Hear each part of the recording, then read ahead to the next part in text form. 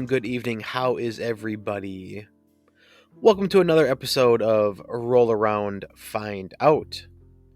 In today's episode, we're going to be talking about micro RPGs. I've talked about similar, really small, rules light systems. Did a whole episode on my Dragon Fighter business card role-playing game, and kind of just dipping back into that well of, hey, you've got an idea, maybe it's a setting, maybe it's a system, and you want the challenge, you want the constraint of, okay, I've got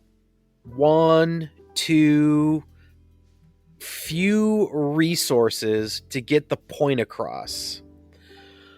With my Dragon Fighter business card, the theme of it was 8-bit Nintendo Dragon Warrior game. And it's interesting how the space that you constrain yourself to, how can you get the point across? How can you get the vibe of the system to match the vibe of the aesthetics, the gameplay, the feel that you're going for? So here's one that I'm working on. Give you just a little kind of time distortion behind the scenes thing here. This is a pocket mod that I'm working on, which, let me pull up a picture if I can. My computer is choosing to run slow the second I start recording. But a pocket mod, here we go, is taking one piece of paper and folding it in a way that you have 8 pages of information. It turns it into a little mini book, I call it. And so this picture here, if you are watching the video portion of it, shows you exactly what it is. And I like this. I like the Pocket Mod setup. It gives you 8 distinct areas to put different content. And it's like you're getting, for me, like the Mothership Zine setup, but even more rules light. Hence the term micro RPG. So let me pull up this folder here. I have 8 pages that I've made. I made them on Google Docs and then saved them to a PDF individually. There's a website that will compile this, and if I remember, I'll link it in the description. Probably hard to see here, but let's see if I can make this work. I've got the right page, so let me load up the left page. And in my advanced toils and troubles here, the front cover is what you're looking at. Pairs really nicely with the back cover when it chooses to load here. And the Pocket Mod is like a normal zine. However, if you open it up and lay it flat, the front cover and back cover, here we go, work very well together to make your entire character sheet. We've got strength, dexterity, know, which is knowledge, aware, and magic. Knowledge is book smarts, aware is street smarts, magic is magic, dex is dex, strength is strength. Okay? And I won't go through major details on here. The point that I just want to get across is, hey, how can we get a lot of information into this micro RPG setting? And my Dragon Fighter one, available on DriveThruRPG, pay what you want. I think I did a good job. I have It's 2 business cards. One is for players, one is for game masters. I did another one, and I believe it's called Micro D100, and feel free to go check it out. It's free.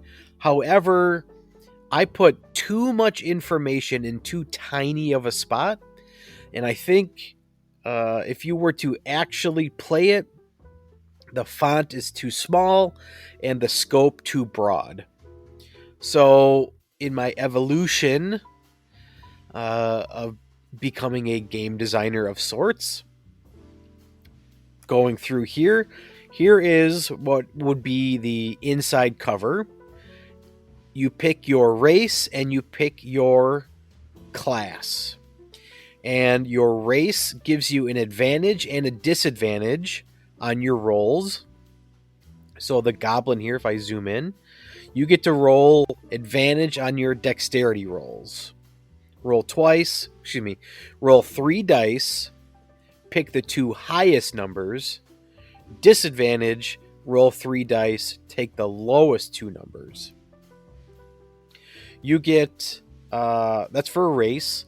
For your class, you get a straight up bonus to your lowest dice.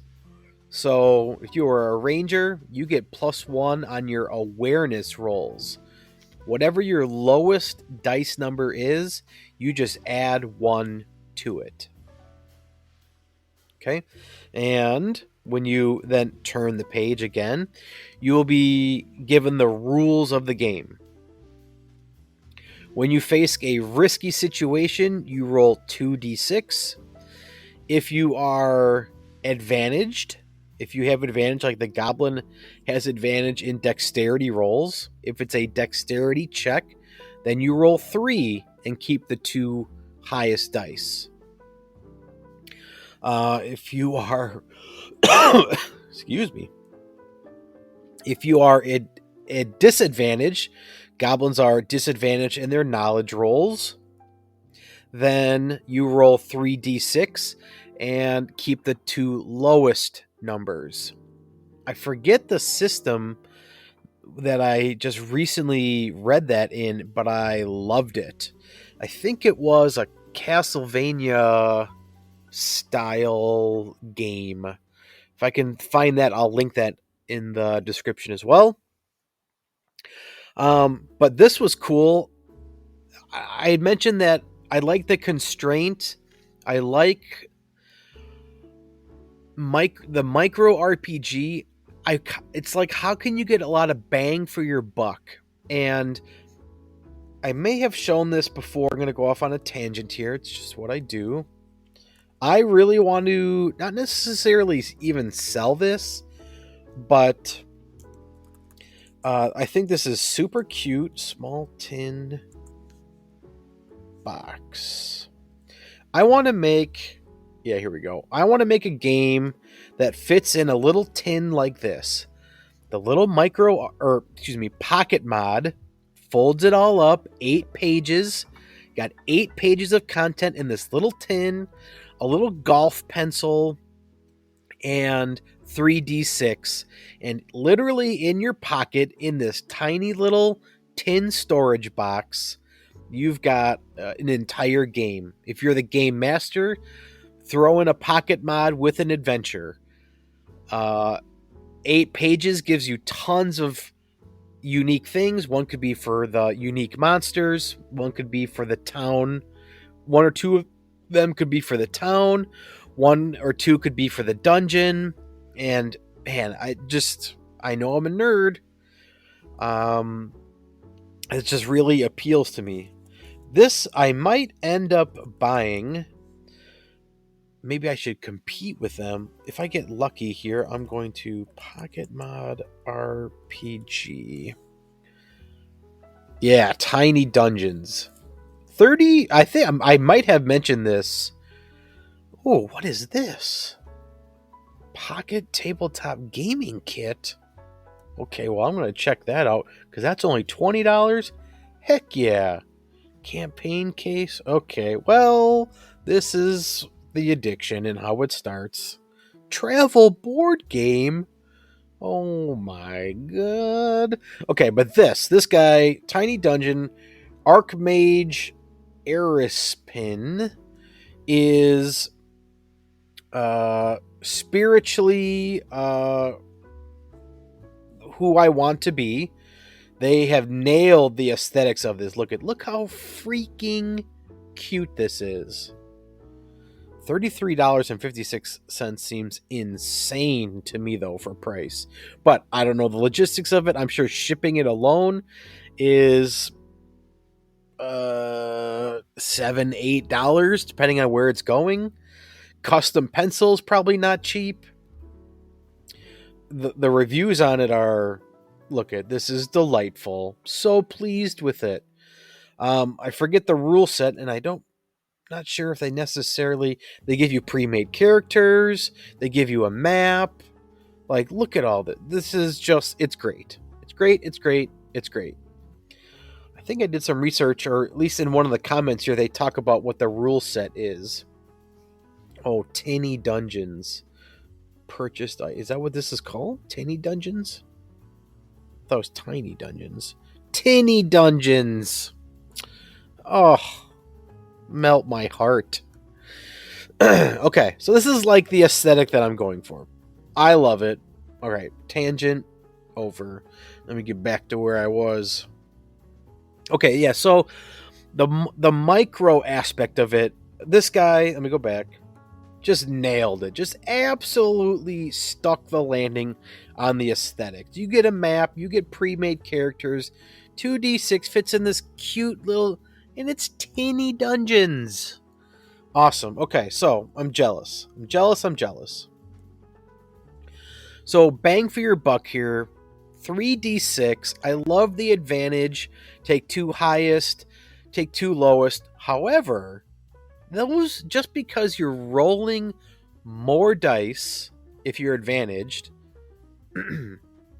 and highest and lowest, it just increases your chances of success but doesn't guarantee success, because what determines it is the GM picks a difficulty number. If whatever dice you roll, if they're both under the difficulty number, you fail. If one is over, one is under, you succeed with a complication. So you're in combat, you are an archer, you rolled a hit, and one is high, one is low. So one dice is high, one dice is low. We'll say that you hit, but the complication is bowstring snapped or came loose, or you dropped your arrows. The enemy, another enemy saw you, and now you're the target for the next round of combat, something like that. So, bang for your buck, you're rolling a lot of dice, and then those dice, I guess I'm just explaining basic TTRPG mechanics here, but you're rolling 3 dice, then you got to figure out, is it the highest or the lowest? We got decisions we have to make. Then we are interpreting those numbers for the degree of success. And so some people would say, that's overly complicated. If I want a rules light, give me 1d6, and then I just know that if it's higher than 2, I succeed. Hey, more power to you. That is a more simple, more streamlined way to play. Great. But it's not what I'm going for. The problem I have is I try to put too much into too little of a space. I know that about me. But, okay. Combat, damage, Omega Fantasy 2. I talk about it probably every episode. I know. Go check it out. Go listen to that episode. I think that game is perfect.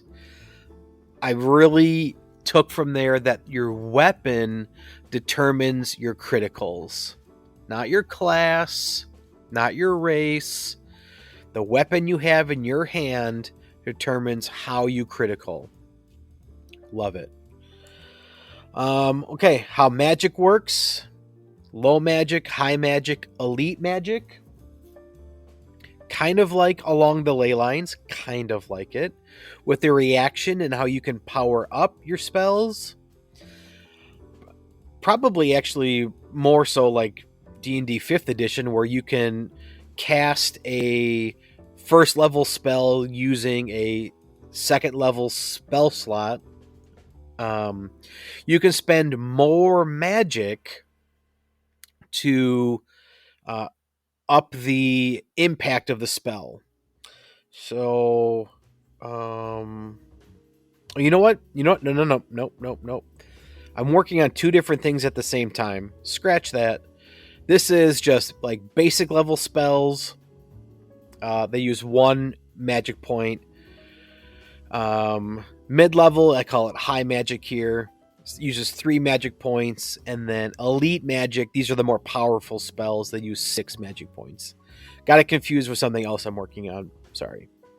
All right. Items. Bestiary. All right. I'm going to just read this word for word. Where I'm at now with my experience as a game master, I don't need things written out for me. I have broken free from the need to follow exactly what's written on the page. And I think that's something that is really important for all game masters. Feel the table. Don't read the table. If that makes sense. More appropriately would be feel the table, don't read the books. All right. And I'm going to show you this micro RPG. It's going to change your life. All right. So, bestiaries. I've got roll to hit. What do you have to roll to hit them? The enemy's HP. This is low level. They don't have any abilities. An example: a bat, a rat, and a snake. Right. The more difficult the monster is, the higher you have to roll to hit them. The more HP they have, the more magic they have, and that's kind of how these work. Your characters level up, which gives player the illusion that they're more powerful, which they are, but their surroundings level up with them, and so it's kind of like equal footing all the way through the entire experience. Okay, but this little blurb in here: 1 crit, feel free to track hit enemy hit points, damage they deal, etc. Or, I don't know why this 1 crit is here. Feel free to track hit. Oh my god. Let's go back. Heath needs to go back and redo this.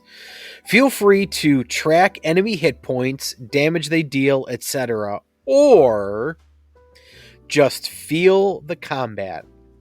Do you want your players to just have an encounter? Then let each player get hit 1 or 2 times. Do you want them to fear for their lives? Hit them more, or bring them close to death in just a few hits. Don't be such a stickler for the words written on these pages. Listen to what Gus has to say on the matter. And here's Gus. Hello and welcome to Advanced Toils and Troubles. This game assumes some GM experience. The rule of cool is number 1. Let your players be challenged. Let them play the character they want to play, and most importantly, work together to create an amazing experience. Talked about it before. I had a student join my D&D club, and I said, okay, using my easy made-up roleplay system, has a version 2.0 now. He said, I want to be bread. Like literally a sentient loaf of bread. I can't say no. No, I'm sorry. You need to be a half-elf ranger. Like, no. You're bread, and then we'll figure out later like what that all means.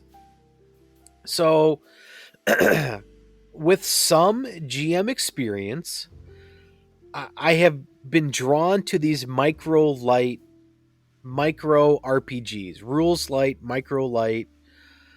Give me the feel. What is the main? What are you trying to get across here? And for me, it's the 3d6 and the criticals. If you have a heavy melee weapon, melee, it's late. I always record these too late. Then you get extra damage. Maybe you hit all enemies nearby. I feel like when you are playing D&D and you roll that 20, that is like a moment. That is your moment.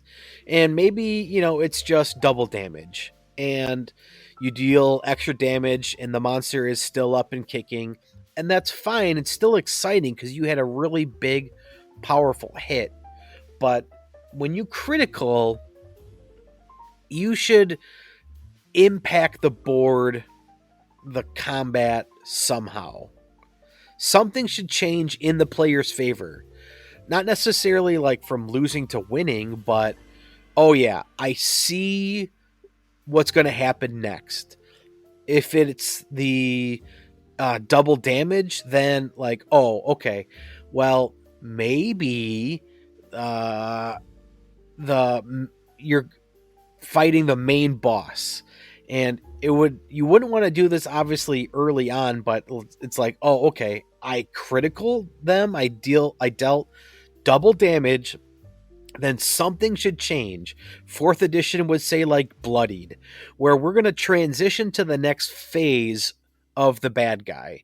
He's now really mad, he's really hurt, he called in reinforcements, he's powered himself up. We've changed the combat. Critical should have that sort of impact. So that's the flavor that I'm trying to go for here. All right. Then I have an adventure generator and an NPC generator. So this is mostly for players, but the second to last page, because the last page is part of the character sheet, what more do you need? You've got an adventure and NPCs to fill up the adventure. The adventure is the setting, the mission, and the antagonist. So let me just say like 1, 2, 3. Okay, we are in an ancient ruins. There's a monster on the loose, and the antagonist is a corrupt noble. Right? There's a king, and he had a pet dragon. Dragon got loose. Now he's loose in the ancient ruins, and maybe the ancient ruins are a holy site. Right?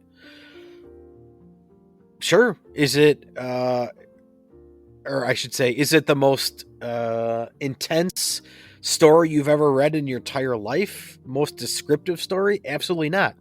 However, it's not, or doesn't need to be, the GM's job to give the full background story. If the players are engaged and they're wanting to play the game, then they know, okay, here's our problem. Let's go solve it. Okay? And based on how the players react, the GM rolls with it, and we've got the sandbox theory, right? You're not dictating what they do. You're just presenting information in front of them, and they get to choose how they want to do it. All right. I know I'm preaching to the choir. Okay. So this is close to being done. I'm having issues. If you're watching this, the aspect ratio is bothering me. When I resize these, I have these, it's almost like a Blu-ray, when you watch a Blu-ray or a widescreen movie.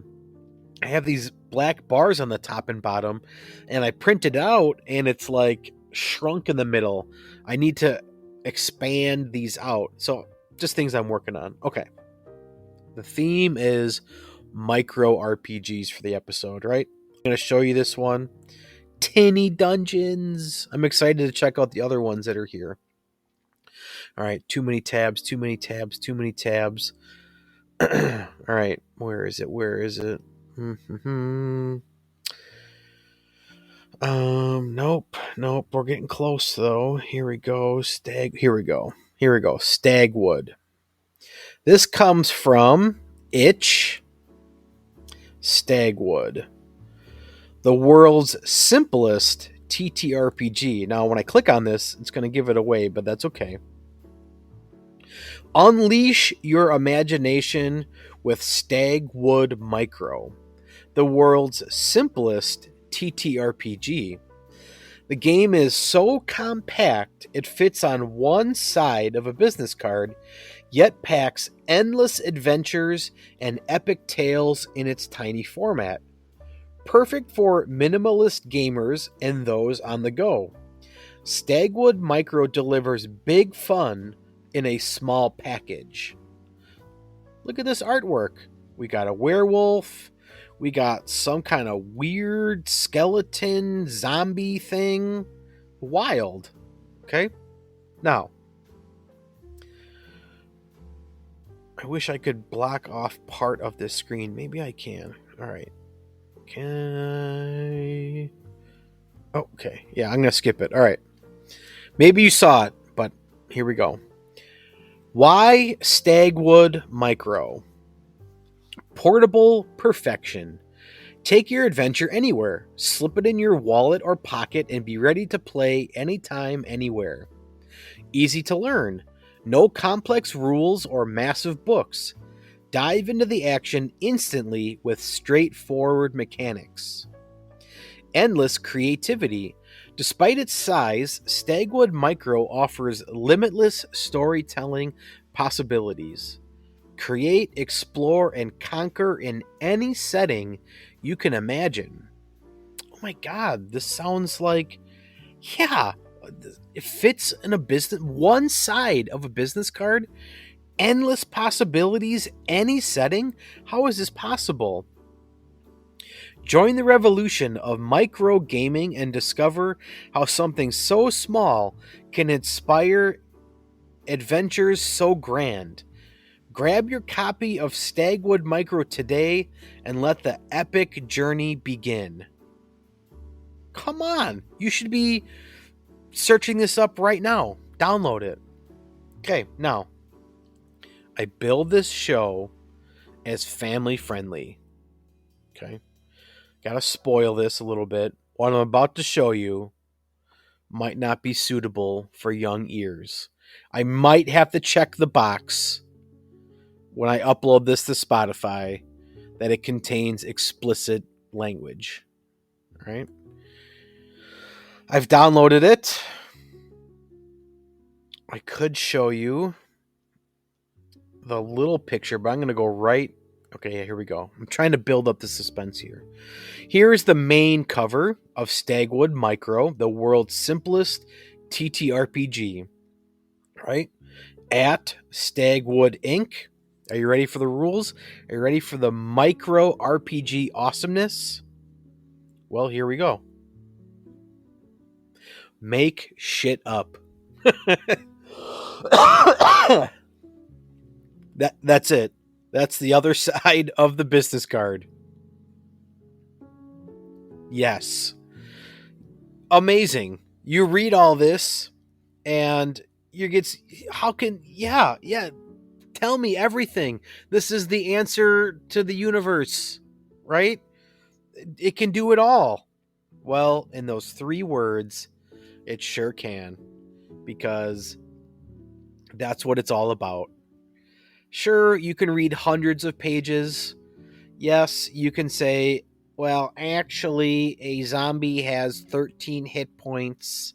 And I did that when I ran my very, very first campaign with students.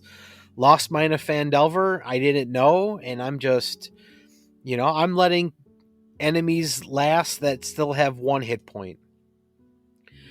Nothing wrong with that either. There's nothing wrong with having the structured system of, hey, you should know that a zombie does 1d6 of damage. Or you play that it has, I forget the term, you can roll for damage, or you can take like the average damage. You can say, well, this zombie does 3 hit points. Or you can do what Stagwood says. You can make it up and you can say, you know what? This zombie has been around a little longer. This zombie is a former knight. This zombie is a little child. This zombie, whatever, add different flavor to them, and maybe they deal less damage, but they're quicker. Maybe they deal more damage and can wield. They deal more damage because they can wield a weapon. Maybe they can't wield it, but just the way it works is that there's like a knife impaled through their hand and they're slashing around. Maybe one's on fire, right? And so may not be in the book, but do what the rules say, make it up. Trust me, your table will be improved for it. Okay. Now, this is the ultimate example of a micro RPG. It is 3 words. However, there are other things out there that you can be inspired by. In my itch.io search and even DriveThruRPG and Googling, if you search micro RPGs, the gamut is out there. Business cards, pocket mods, one-pagers. There's no hard and fast rule to what makes a micro RPG. This is one that popped up that I thought was just unique. It's called Meddlesome Kids, and I'll read this. In this game, you and your group of friends play as a gang of teen detectives traveling the country solving mysteries in each new town you encounter. If you haven't gotten the hint by now, the theme that they're going for is Scooby-Doo. Pair up with your mystery maker to solve the mystery of the town. Prepare to search for clues, interrogate suspects, and trap the monster who's been terrorizing the town. We've got 1, 2, 3 pages. Let me actually download it here. Oh, before I do, look at. I didn't even read this before. But this, it's funny how you can get so much with so little. First comment here, Axel K. This is great. I love the vibes. Sure, Dungeons & Dragons 5th edition gives you vibes. It gives you, hey, we're in a high fantasy world. Someone's going to fight me on that term. Don't care. But there's dwarves, there's elves. You get a sense of the setting. But minimal art, minimal rules. I read 1, 2, 3 sentences, and you could tell it's Scooby-Doo. You can taste the flavor with just so little information. For me, that's the appeal that these micro RPGs give. All right. I haven't even really looked at this. This is my first time downloading it. 4 pages. What's the 4th page? Oh, more? Oh my god. Yes. Make your own adventures right here. Oh, I love it. I might have to steal that and change it for my clubs. In my easy made-up role-playing game... Oh, no. I also did an episode on a plot, a problem, and something else. I changed the name on it, but it was the Mad Libs episode, and I changed that a lot, too. I'll have to talk about that someday. Okay, so here we go. Meddlesome Kids, 4 pages, and we've got roles, backgrounds. Think of this as character creation. We've got the mystery maker. We've got more roles, player items, helping. All right, let's just go over it. 4 pages. We got a game here in 4 pages. Welcome, teen detective. You and your fellow detectives travel around the world solving mysteries. Your group's goal is to find the reason behind the weirdness and reveal the truth. There are 4 roles: the leader, people's person, the brain, the skill monkey, talking animal sidekick, come on, celebrity guest. Love it. And very much so, at least I think, like my advanced toils and trouble, when we go to race and class, they give you certain advantages. We've got, I lost the page. Here we go. If you are the leader, you have advantage on traps like lockpicking and knot tying. Isn't that Fred? The people's person, advantage on conversation, lying, persuasion. Shaggy. Brain, advantage on book smarts, history, and science. That is, oh, what are their names? Velma and, oh, embarrassing. Scooby Doo characters. Daphne. Okay. Somebody was just yelling so loud. Brain is Velma. Skill Monkey is Daphne. If I remember correctly, she's super rich.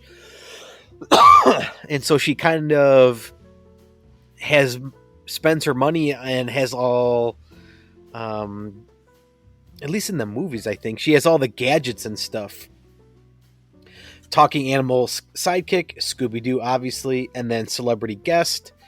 I think Casey Kasem was big on a lot of episodes, but they have an advantage on stunts for some reason. Flips and smoldering. What is that? All right. Don't need to go over all this because there's actually a lot of words here. This is like something I would have made. A lot of words and a little space. The final trap. Let's just go over that. No, okay, back it up. Catchphrase. Once in a game, you can shout your catchphrase to make a roll automatically succeed.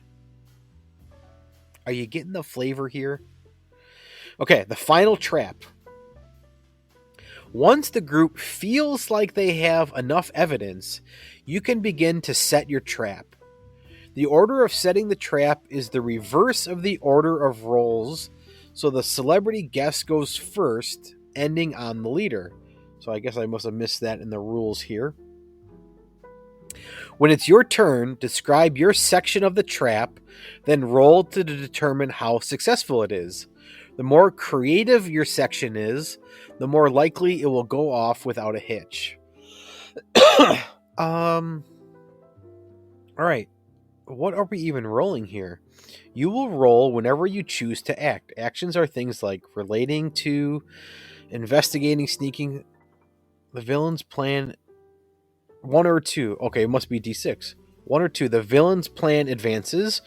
3 or 4. You learn some information and the villain's plan advances a little. 5 or 6. You learn all of the information. Oh, we also have this clock going where the villain's plan is advancing. Okay. All right. Can we call this micro? Because there's a lot in here. Players' roles, players' quirks. Let's split up. If the gang decides to split up and there is no narrative logic for how to split the gang, have each player roll to determine who gets to decide pairings. The player with the highest roll gets the final say in how the groups are paired. In a tie, the player with the first roll gets final say. Interesting. Eris Wall. Well done, Eris Wall. Okay, let's go over this chart. We've got clue suggestions.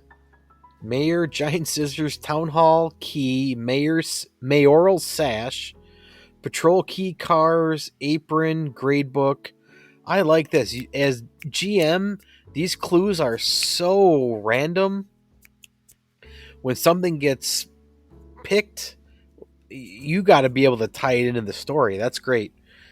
Motive suggestions: power, wealth, fame, dystopian or utopian will. Location name suggestions: Play World, North Park, Pine Hill Technical, Sierra Institute, Undergrove Estate, Twisted Oaks. Great. Corporation name: Star Corp, Phantasm Limited, Bumble Electronics.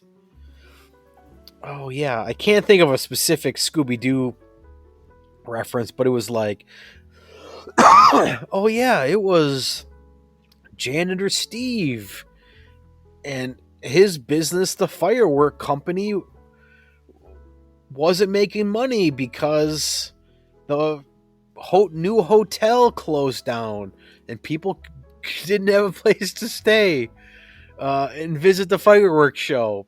That was the worst thing I could have thought of, but you got what you got. Okay. So, again, this was just through a quick search on itch.io for the term micro RPG. And 4 pages, awesome. As far as I see, there's not a character sheet. You just get your role,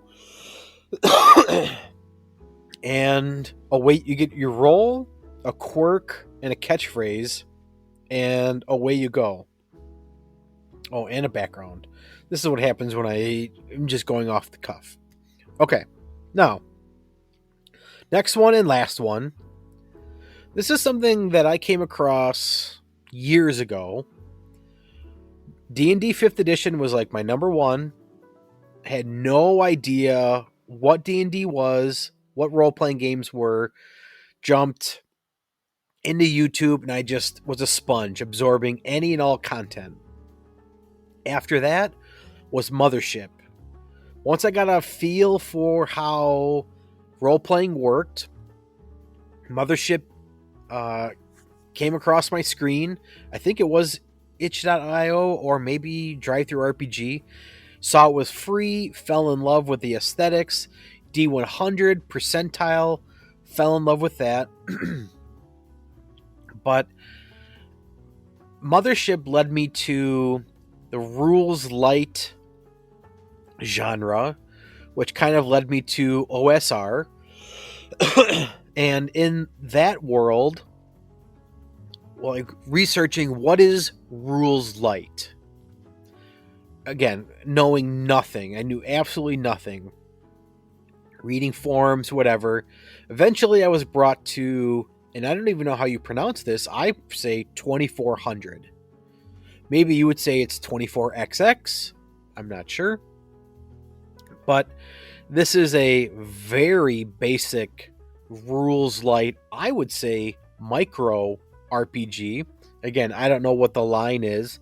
Is micro RPG pocket mod? Is it 1 page, half page? I don't know. But you'll see there's not a lot going on here. And I bought some bundle many years ago. The art on these things are phenomenal. Again, just dripping with flavor, with just like a lot of bang for your buck is the appropriate phrase. And I struggled with this because, as we'll see, there are no hit points. Somewhere in some forum, I was like, how does that even work if you don't have hit points? And that's where like narrative-based role-playing games entered my vocabulary. And if you are a Powered by the Apocalypse fan, that's kind of the vibe I get with Powered by the Apocalypse, or PBTA. And I don't own anything Powered by the Apocalypse. I think the closest thing I had was Blades in the Dark. And I've said this multiple times. It's the only role-playing game I returned. I have sold Cyberpunk, the original, and Cyberpunk Red. Seemed overly complicated for me, and I thought, you know what? I like the cyberpunk genre, but I didn't get the feel that I wanted. I think Netrunner is what it's called. I didn't like that vibe. It just didn't work for me. What was another one? not RuneScape, but Mythras. I still have it, but that's one I'm looking to sell. I'm never gonna play it. 3 hours making a character, didn't even finish. No thanks. But Blades in the Dark, that's the only one I've ever returned. I didn't like the back in time system of, oh, you got caught, or maybe I'm misremembering it, but like you go on your mission, you're to go steal something, and then you describe how you pre-planned it. I'm sure I'm doing a terrible job explaining this, but let's say you're trying to hack a safe, okay? And so you sneak into the bank and you're hacking the safe, and then another security guard pops up and you get caught.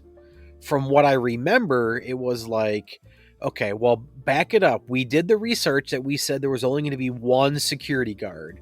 So who messed up and why is there a second security guard? And for me, didn't really work. However, I did like the process of talking and describing the situation, which I think, again, narrative based is what Powered by the Apocalypse and how that excuse me, kind of works, and that's the shtick of it. Okay, 2400 SRD, System Reference Document. Look at this art. Just, it speaks to me. Okay, rules. Here we go. Players describe what their characters do. The GM advises when their action is impossible, demands a cost or extra steps, or presents a risk. Players can revise plans before committing so as to change goal/stakes. Only roll to avoid risk. What do I want to say? I have done it. I like roll to open a door. Okay, well, you rolled low, so like the hinges squeaked. Well, I've evolved, and I want a player to tell me how do they open the door. I softly open the door. Okay, well then the door doesn't squeak. All right, well, like I open it normally. What are you talking about? It's just a door. Well, then it squeaks. Okay. Base mechanic is a D6. They use step dice. On a 1 to 2, disaster. Suffer the full risk. GM decides if you succeed at all.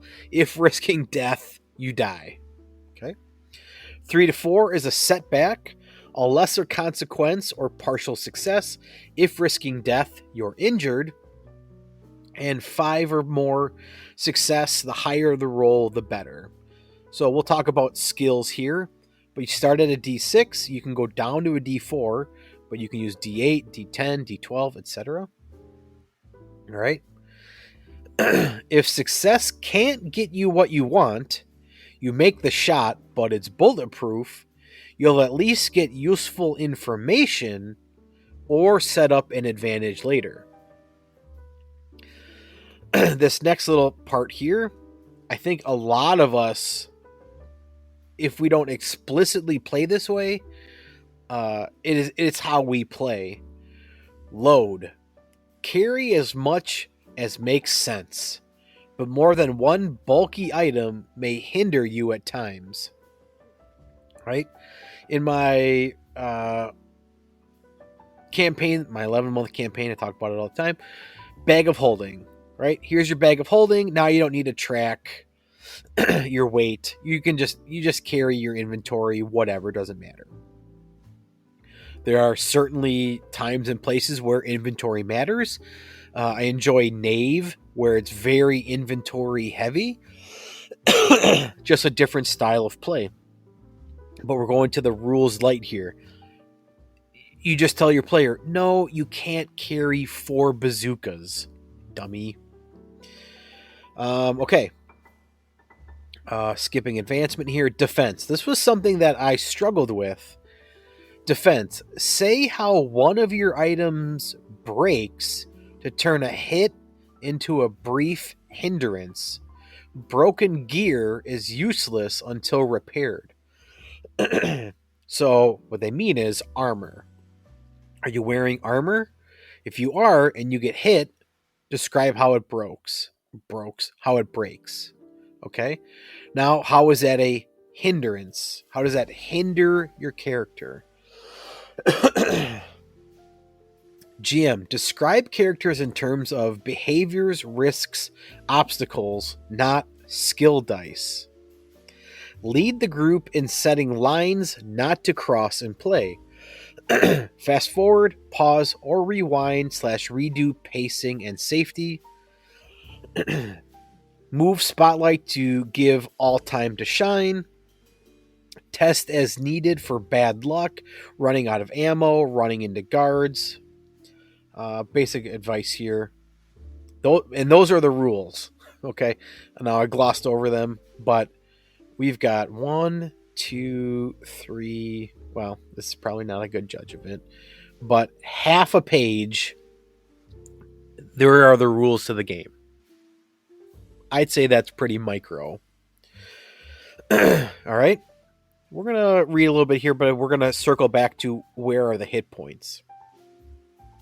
All right, characters. Choose your character's specialty. Face, skilled in reading people, or deception. Take an extensive disguise wardrobe. Okay? So you roll a d8.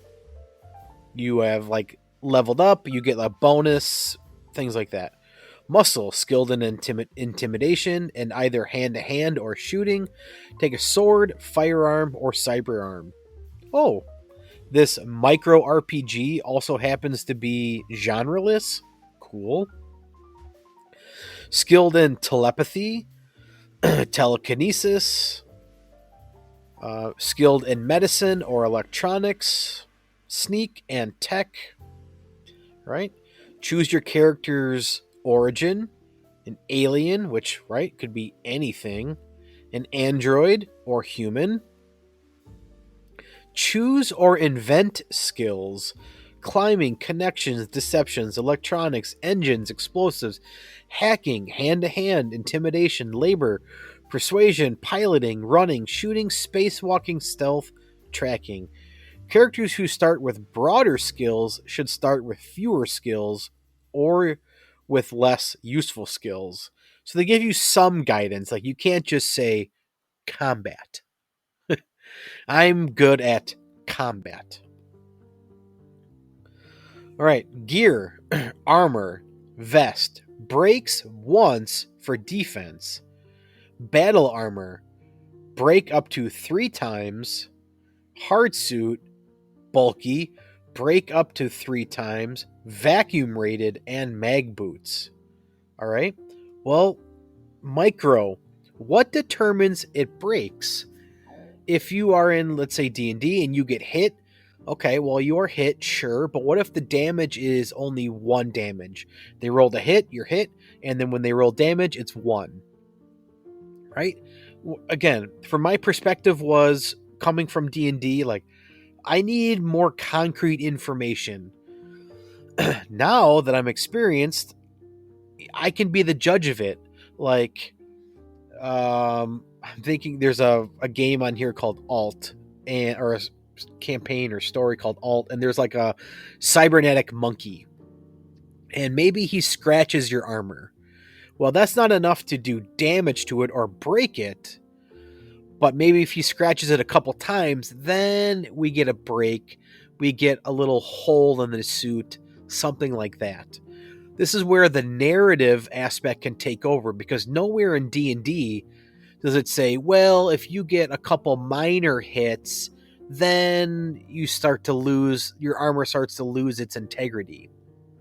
But with GM experience and the narrative play, you can tie that in and you can make it more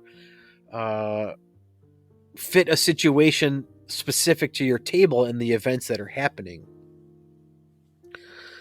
Cybernetics. I will say that even though this is genreless, this 2400 SRD is like cyberpunk futuristic, but it doesn't have to be. That's just kind of the vibe that it gives off. All right, let's see. Weapons, grenades, flashbang, smoke, EMP, pistol, rifle, shotgun, stun baton, trank gun. But there's no reason it can't be longsword, heavy sword, etc. Some equipment you get for your starships, and then more for making a character, their name, their demeanor. Here's the basic rules. Oh no, for a job, let's see. The premise. Explain the basics of the setting. If it's not made clear elsewhere, give a reason for the characters to stick together and hint at what they'll spend their time doing. Oh, yeah, this is great. I should go back and update my plot and a problem one, because here we go. Roll d20 for a contact, client, rival, or target. So let's just pick, I don't know, 15. Rhino is the contact. He's thick-headed, big-hearted bodyguard. All right. And he will then divulge what the players are doing. What's the story? All right. So let's go back. This is 4 pages. First page is the cover, so we're down to 3. The rules fit on half a page. Character creation fits on more or less half a page. Once you've created your character, then we gear them up. That's half a page. Half a page to give them their name and their demeanor, which you can really just use for like NPCs. You don't need it for your actual character. And then more like GM tips, right? I would say this is pretty rules light, micro RPG. There is an expansion to the rules. Here's official 2400 emergency rules. This art is just love it. Very much 2001 Space Odyssey vibes. Jason Tokai,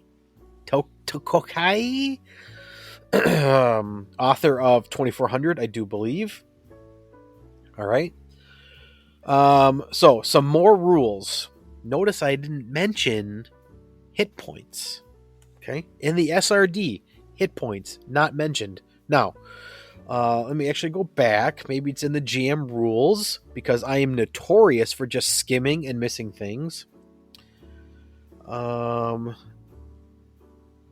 This SRD is very brief, with the hope experienced RPG players will fill in the gaps confidently, and RPG newcomers will be free of too many preconceived notions. Let me hit Control F and see if I can get health. Nothing. HP. Nothing. Life.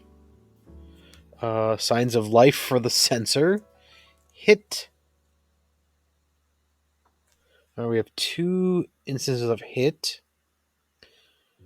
Oh, no. I was like, white supremacy. Oh, wait. No bigotry. Okay, yeah. Perfect. Pro that. Health. Did I say health yet? Nothing. There's no mention of it. So let's go in the expanded rules. Okay. GM describes the situation.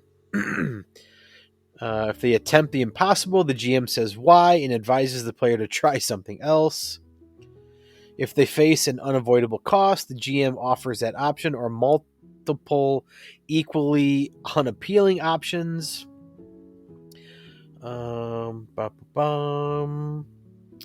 Facing risk. If you're hindered, like by an injury or the environment, replace the skill die with a D4 regardless of the character's usual skill. So, you're in combat, you get hurt.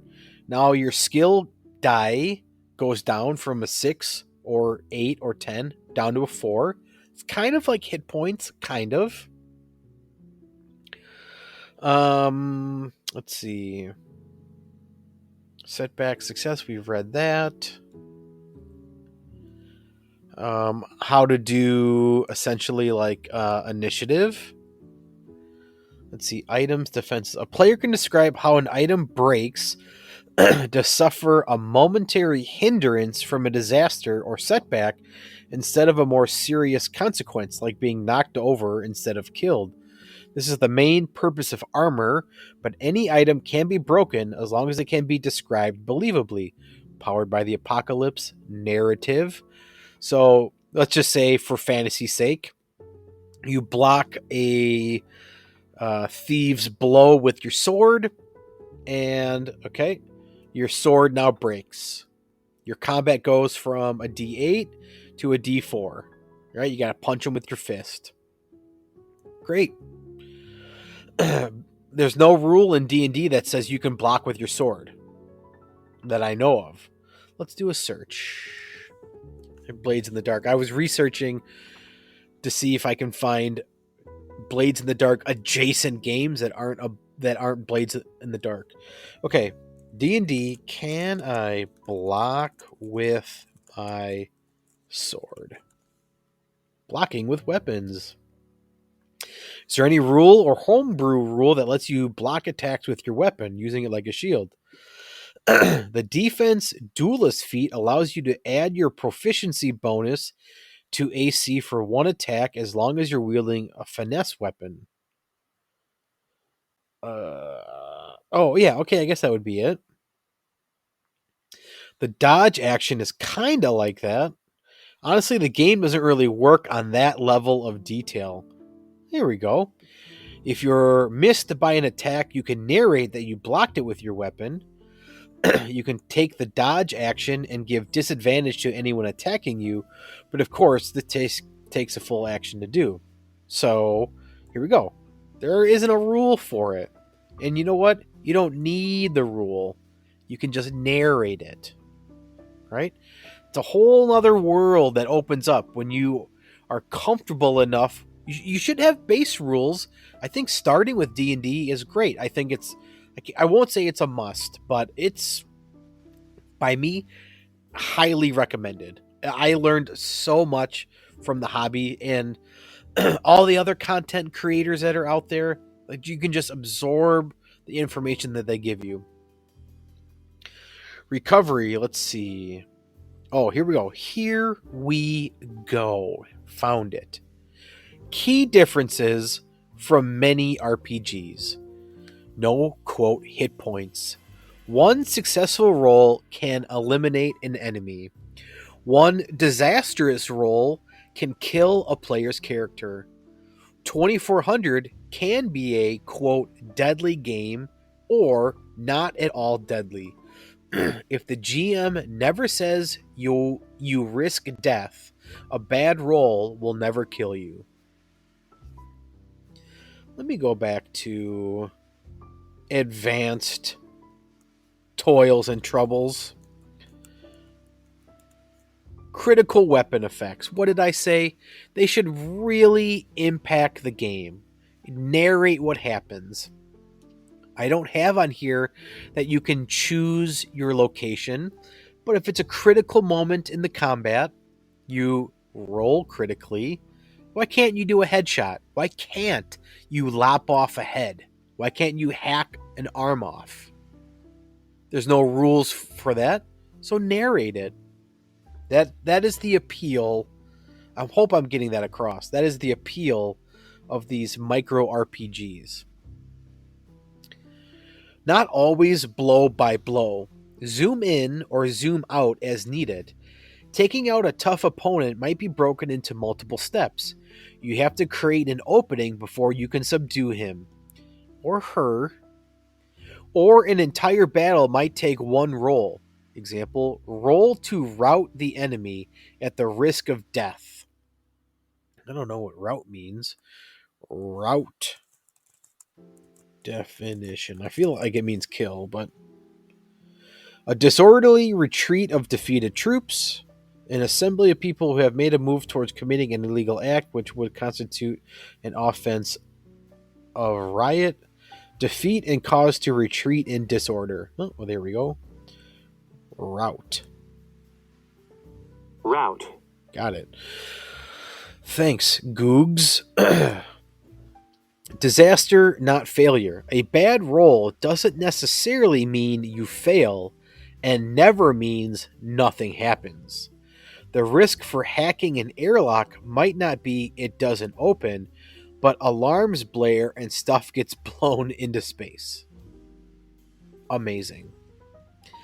Okay, so let's go and explore this.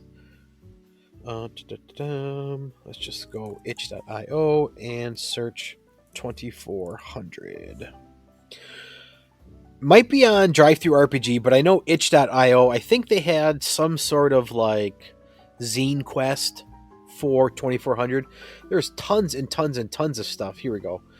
$6. This is what I bought. This was the bundle that I bought years ago. Plug and play toolkit. Oh yeah, and you got all of these. I'm almost positive I printed all of these out. Actually, it looks to be more than I have. But the flavor on here: Cosmic Highway, Inner System Blues. This one's like definite cyberpunk.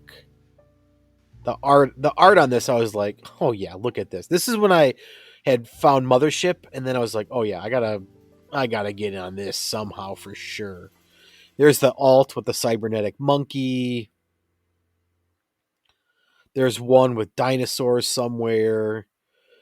There's one that maybe I had to pay for it, and that's why I didn't get it. But there's like a definite fantasy one. It has like a dragon on the cover. B Team, play second string heroes in this 2400. Must be hack. Let's try 2400 RPG fantasy. Is 2400 as open and awesome as it looks? I just picked up the bundle.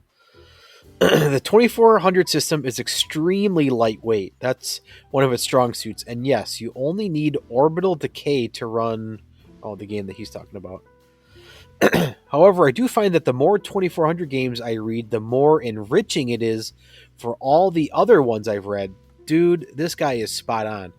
Because I guess I shouldn't say every, but I encourage you to go and look at other ones because they each have their own little micro rule set or adaptation that you can use in any 2400 that you want. It's so rules light, it's plug and play that you can piece together the system that you are wanting. Here we go. You also find a collection. All right, this looks to be like a lot more. Lo-fi dark fantasy like Conan. All right, let's check that one out. Definite cyberpunk. It's been a while since I've looked at these. I should download. I know I've got like a Ziploc bag filled with. Most of these are. I think they're zine size. I was gonna say, like trifold. Yeah, trifold pamphlet size. Bestiary for 2400. There's one in particular. I'm really just wasting your time. Let's see if I can get lucky. Fantasy. Kitten. Post-apocalyptic. A grim dark sword dream RPG. Well, let's check that out.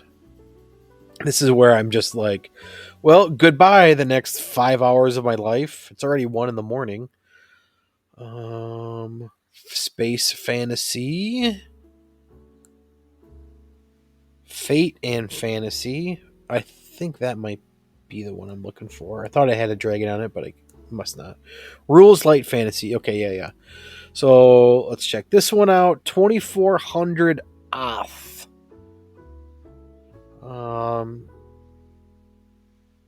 Let's see. Choose a culture. Savages, nomads, urbanites, enlightened, decadents, degenerates. Choose a role. Fighter, thieves, cultist, wizard. Rangers. Oh my god, yeah.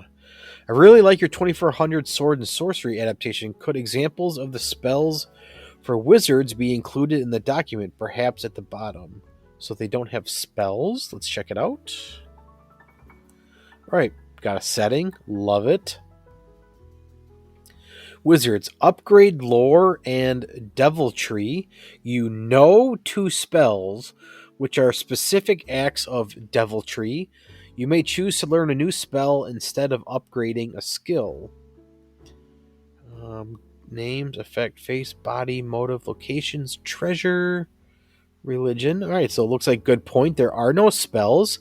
So work with your GM to find a spell that's appropriate.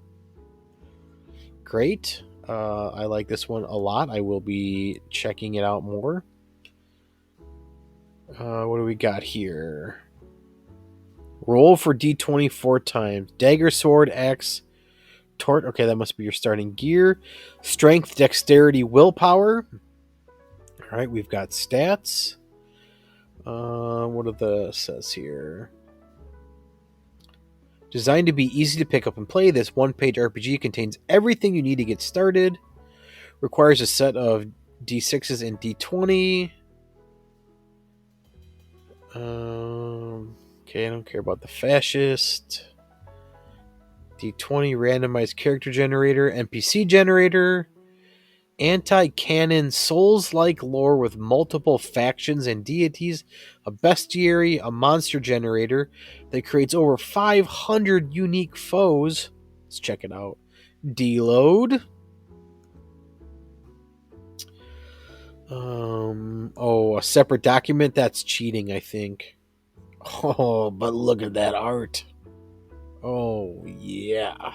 Nice. Oh, low-level foes, mid-level foes. It's kind of like my bestiary, just saying. I should label it better.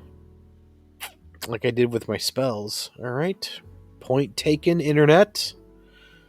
I always check for zombies to see if they turn you into a zombie. Let's see. Zombie. Only 1. It's too bad. 4 pages. Well, I feel like they cheated. They've got more than 1 document going on there, but that's okay. Skipping ahead. Fate and Fantasy. Here we go. Added 3rd page titled Game Mastery. What do we got? Humanoid, hybrid, magic, armor, battle axe, cutlass, dagger, spells. Learn a spell from your character's archetype. I'm just rambling. I'm a bad podcaster. I'm going over these for me to learn, but also I encourage you to go and check these all out yourself. And that must have been the end of it. Okay, so when I go to itch.io, physical games here on the left, and we go to tags, micro, and does it give me a list? 642. 642 things for you to go and check out. This TPK, I remember checking that out a while ago. The flavor that these have, Stagwood, come on. Just there's gonna be something in here that scratches your itch. I'm going down the rabbit hole. I can't help it. This Rove, the art drew me in. Yeah, okay. You got me. I'll check you out. Stop yelling at me. Drive through RPG. Let's search. Oh, I do not like the new layout, but it's just because I'm not used to it, and I'm an old curmudgeon. If I search micro, what comes up? Oh, yeah. Okay. I've never talked about this. This is, at least I don't think I have. this micro RPG. I checked this out a long time ago, and this had so much potential, but it was so confusing. It's labeled as like a rules light micro RPG. However, there's like basic, middle level, and advanced, all for this micro RPG system. Now, I think this one is like the version to get. The art on it is awesome. Okay, 80 pages. Does 80 scream micro to you? No, I hope not. This full color contains everything you need to play micro RPG. 80 pages? Come on now. However, if I can find it, there was like a 4 or 5 page rule set. I bought one. I thought I saw it. No, I think it's gone. It was like a skeleton wearing a crown. But they have tons of adventures. This All Hallows Eve, 42 pages. How can you label this as micro? It's been a while since I've checked out the rule set, and so maybe I'll have to do this. This guy's on Amazon, I know, Noah Patterson, and I think he has his own YouTube channel. So if this is something that scratches your itch, go for it. Micro. Oh, here we go. Castle of the Dead. Yeah. So when I first got into this, yeah, it was micro. It was 3 pages, and then he got success with it, and then he kind of like blew up. And again, more power to him. I'm jealous. I wish, I was out selling stuff on Amazon. But let me see if I can find micro RPG basic. I'm almost positive there's a free version. I think. Okay, basic edition. Yeah, $13. Let's go here. Here we go. Okay. Here, it's perfect. Thank you, Amazon. You got it for me. Micro Chapbook RPG Basic Edition, 117 pages. Do not call that micro. However, then there is the Micro Chapbook RPG Deluxe Core Rulebook. Then there's the Deluxe Core Rulebook Updated Edition. Then we go over here. There's the Advanced Character Guide with advanced supplements. So you are buying multiple books here. I don't know which one is. Welcome to the new edition. He got a little success, and then he kept adding and adding. But he didn't replace. He just kept adding. And to me, it's confusing. It's very confusing. If I would want 2 versions: Ultra Basic and Advanced.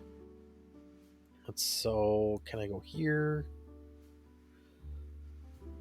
Deluxe Core Rulebook Updated, Deluxe Scenario, Core Rulebook, Deluxe Game Master's Guide, Basic Edition. Where's that?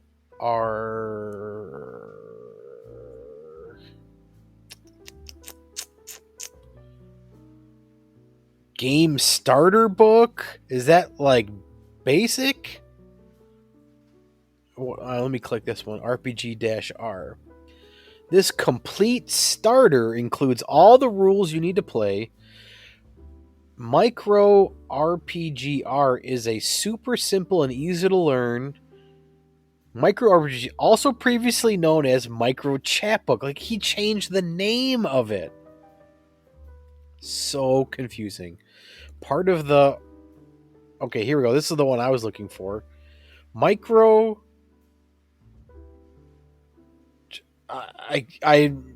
I'm so flustered. Starter, okay, adventures, supplements, solitaire. I don't even know. If I wanted, okay, I would imagine if I wanted like the most advanced version, it's got to be this one. Okay, well, took me to Amazon Clinic. Okay, weird. That was very weird. 8 ratings. I would love to see what they say. I hope they agree with me. If you want a rules light system for solo RPG gaming experience, it's a great place to delve into, especially if you don't have hours to sit down and knock out a session. Having bought the core rules and all the updates, these new updated rules at triple the price? No, not worth it. Lots of content for the price. I got the PDF first, and I later ordered a physical copy.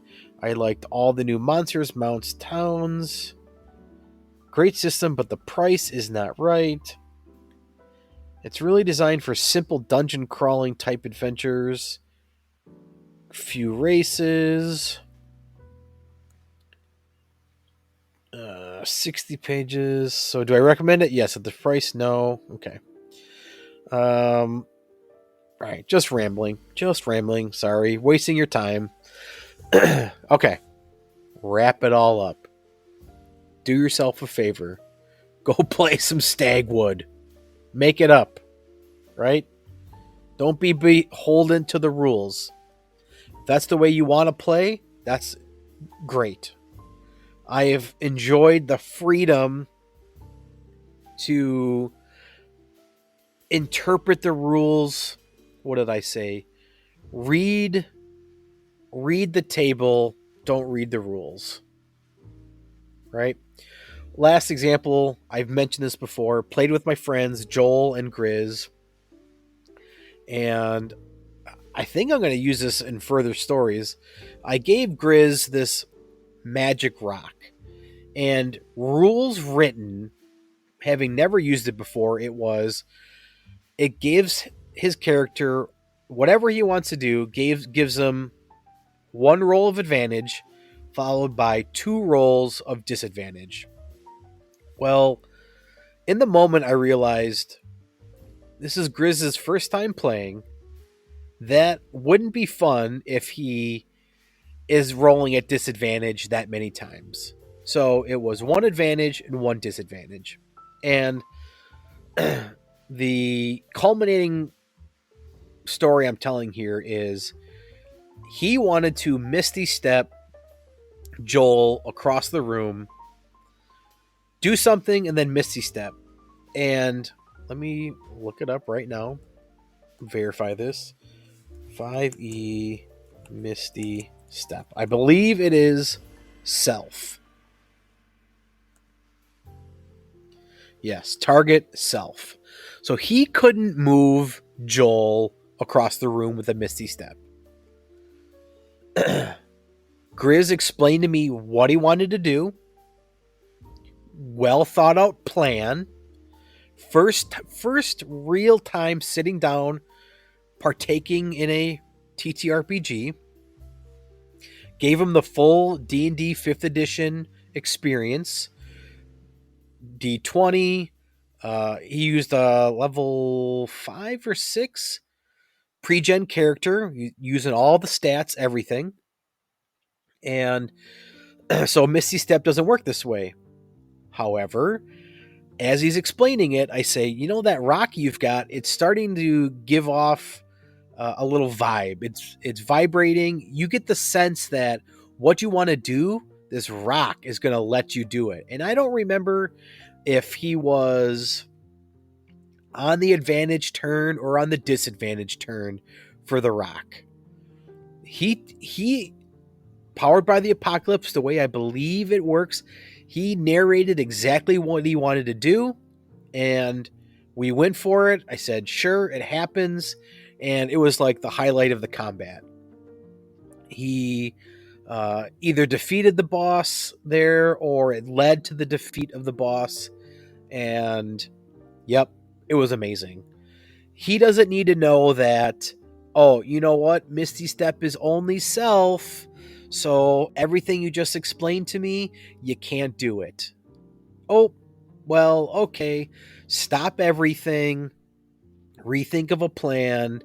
Stall the fun. Womp womp. Right? Let that be a lesson. Don't be beholden to the rules. Go check out these micro RPGs. Steal from them. Like I said, 2400. Let me find it again. Oh, so many Tinny Dungeon. Come on, I love it.